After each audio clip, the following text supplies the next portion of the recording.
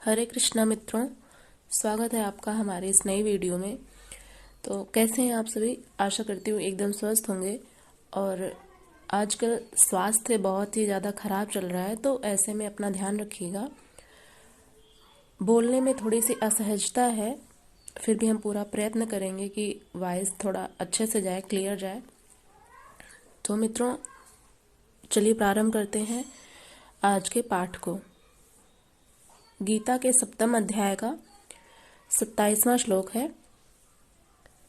इच्छा द्वेष समुत्थेन द्वन्द्वमोहेन भारत सर्वभूतानि सम्मोहं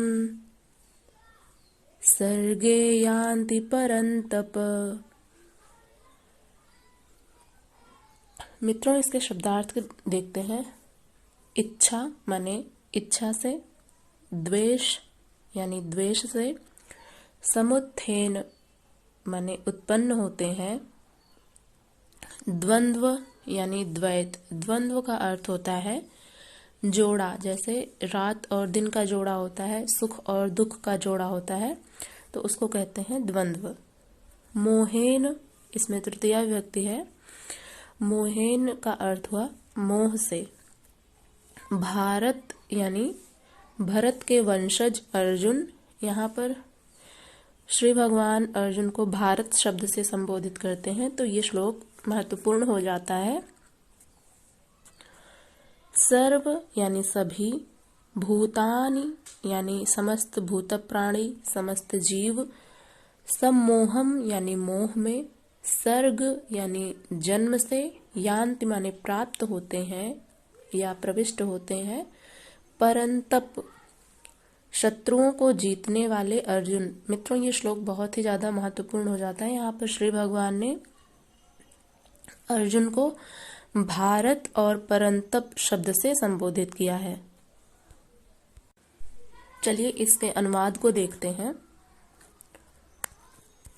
श्री भगवान अर्जुन से कहते हैं, हे भरतवंशी अर्जुन, इच्छा और द्वेष रूपी द्वंद्व माया से उत्पन्न होते हैं। इच्छा और द्वेष, ये द्वंद्व हो गए, दो जोड़ा हो गया इनका, इच्छा और द्वेष का। तो ये दोनों जो हैं, ये माया से उत्पन्न होते हैं। माया कौन है? भगवान की ही एक दिव्य शक्ति, योग माया से भगवान प्रकट होते हैं, ऐसा उन्होंने गीता में बताया है। उस श्लोक को हम लोग पढ़ चुके हैं। तो यहाँ पर श्री भगवान अर्जुन से कहते हैं, हे भरतवंशी अर्जुन, इच्छा और द्वेष रूपी द्वंद्व माया से उत्पन्न होते हैं। हे शत्रुओं को जीतने वाले भौतिक जगत में सभी जीव इनसे मोहित रहते हैं। इसके भाव को समझने का प्रयत्न करते हैं। मित्रों, श्री भगवान अर्जुन को क्या समझाने का प्रयत्न कर रहे हैं? उन्होंने इसके पिछले श्लोक में क्या बताया था कि हे अर्जुन, मैं अतीत, वर्तमान और भविष्य में होने वाले संपूर्ण प्राणियों को जानता हूँ, परंतु मुझे कोई नहीं जानता। अब क्यों नहीं जान पाता है?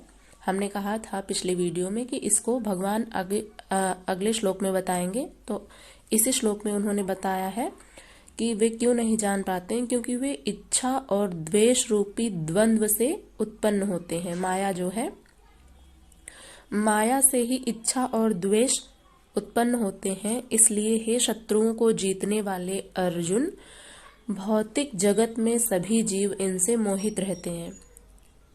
तो मोह और माया का आवरण मनुष्य के ऊपर हावी रहता है, जिसके कारण अज्ञानतावश वह परमात्मा के यथार्थ स्वरूप को नहीं पहचान पाता। अब आशा करते हैं ये श्लोक आपको समझ में आ गया होगा। एक बार और अच्छे से व्याख्यायित करने का प्रयत्न करते हैं।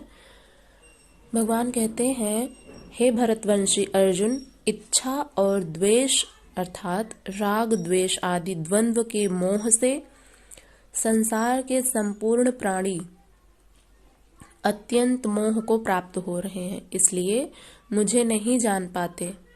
तो क्या कोई जानेगा ही नहीं? ऐसा प्रश्न उठ सकता है।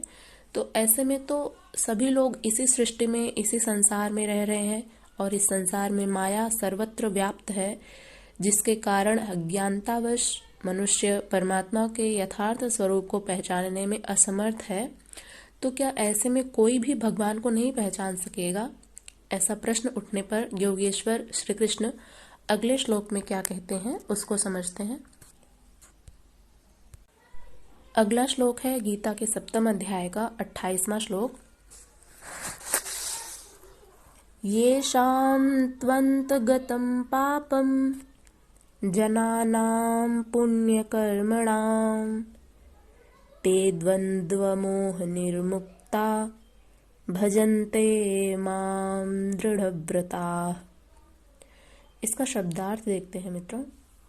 येषाम माने जिनके, तु माने परंतु, अंतगतम माने पूर्णतया नष्ट हो गए, पापम यानी पाप को, जनानाम यानी व्यक्तियों के, पुण्य यानी पवित्र, कर्मणाम यानी कर्म को, ते माने वे, द्वंद्व मोह निर्मुक्ता, द्वंद्व यानी द्वंद्वों के, मोह निर्मुक्ता यानी भ्रम से मुक्त, भजन्ते माने भजते हैं या पूजा करते हैं, माम माने मेरी यानी श्री कृष्ण की, दृढ़व्रता यानी दृढ़ता पूर्वक। मित्रों, बोलने में बहुत असहजता महसूस हो रही है, फिर भी प्रयत्न कर रहे हैं पढ़ाने का, बोलने का। तो चलिए इसके अनुवाद को देखते हैं। इसका अनुवाद है, श्री भगवान अर्जुन से कहते हैं, किंतु जो व्यक्ति पुण्य कर्मों में संलग्न होकर पाप नष्ट कर देते हैं, वे द्वैत के मोह से मुक्त हो जाते हैं। द्वैत होता है वही जो द्वंद्व होता है, सुख और दुख, मोह माया का, ईर्ष्या द्वेष का जो द्वंद्व होता है, ऐसे द्वैत के मोह से मुक्त हो जाते हैं। ऐसे व्यक्ति दृढ़ निश्चय के साथ मेरी पूजा करते हैं। तो इसको समझने का प्रयत्न करते हैं। श्री भगवान अर्जुन से कहते हैं, हे अर्जुन, परंतु पुण्य कर्म जो संस्कृति का अंत करने वाला है, जिसका नाम कर्म, नियत कर्म, यज्ञ की प्रक्रिया कहकर बारंबार समझाया गया है श्री भगवान के द्वारा, उस कर्म को करने वाले यानी अपने नियत कर्म को करते रहने से जो अपने पाप को नष्ट कर दिए हैं, यानी जिनका पाप जो है वो समाप्त हो गया है, नष्ट हो गया है, वे मनुष्य राग द्वेष आदि द्वंद्व के मोह से भली प्रकार मुक्त होकर व्रत में दृढ़ रहकर मुझे भजते हैं। अब किस लिए भजते हैं इसको हम लोग कल जानेंगे, कल की वीडियो में। यहाँ तक कोई भी समस्या हो तो आप लोग पूछ सकते हैं। वैसे मैंने पूरा प्रयत्न किया है समझाने का, और वॉइस में यदि कोई प्रॉब्लम हो तो उसके लिए हम क्षमा प्रार्थी हैं। तो चलिए मित्रों, मिलते हैं कल। तब तक के लिए अपना ध्यान रखिएगा, अपने स्वास्थ्य का विशेष रूप से ध्यान रखिएगा। मिलेंगे कल अगली वीडियो में। हरे कृष्णा।